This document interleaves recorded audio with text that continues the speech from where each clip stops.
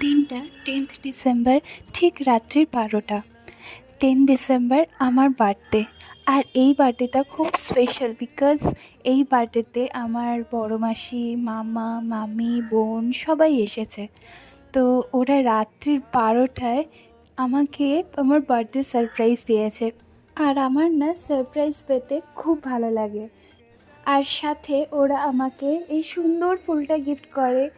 আর ফুল হচ্ছে আমার সবথেকে ফেভারিট জিনিস, আমি ফুল ভীষণ ভালোবাসি। তারপর আমি কেক কাটিং করলাম আর এখন কেকটা সবাইকে খাইয়ে দিচ্ছি।